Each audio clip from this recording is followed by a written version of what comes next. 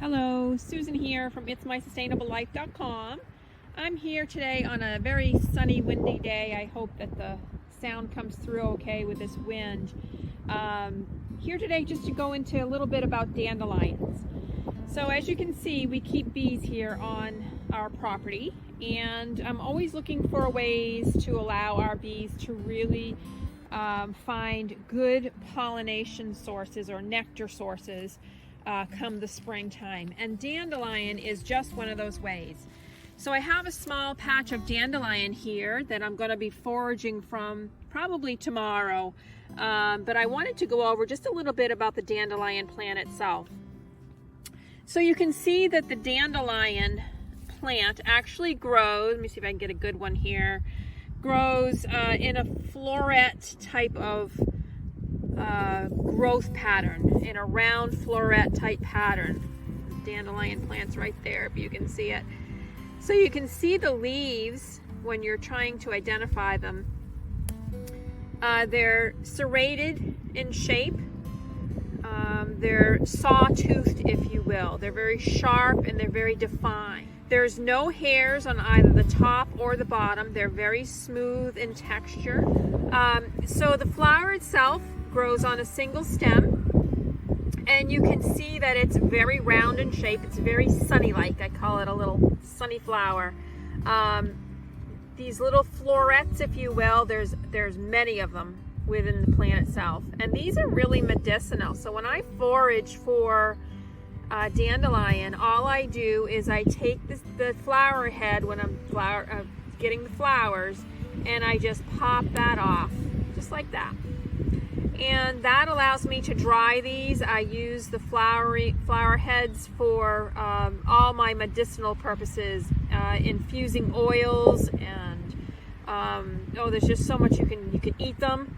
I've actually seen people that dip them in batter and fry them. They say they're pretty good. So there's a lot of properties that can be had from utilizing the flower.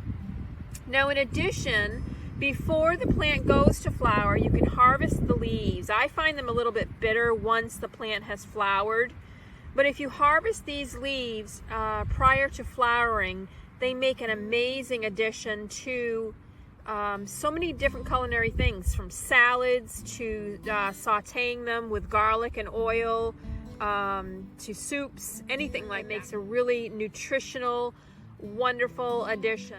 I also like to dry them and utilize them for teas. They're very diuretic in nature, and they really give some beneficial properties to them. To harvest the root, I use a very sharp spade. I like this little pointy one here for this. I get as close to the plant as I possibly can, and I go straight down into the soil. I apologize for the shade here.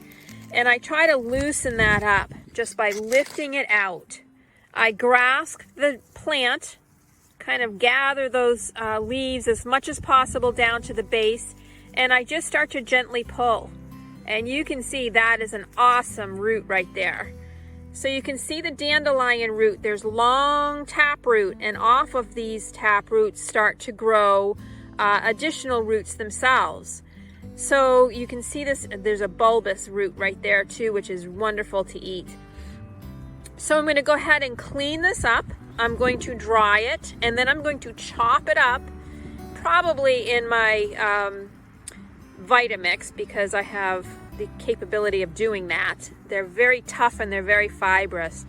But this makes for an amazing springtime tea that I like to actually do as an herbal infusion, as a really deep spring cleanse for the liver, for the kidneys.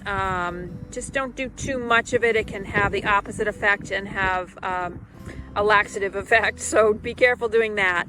But that's really dandelion. Every part of this plant is usable. It's, it's beneficial for not only us, but for the insects and our pollinators. So let's, embrace the dandelion here. I thank you for joining me at itsmysustainablelife.com. If you have any comments, be sure to check down below and subscribe if you enjoy this video. Have a great day, and thanks for joining me here at itsmysustainablelife.com.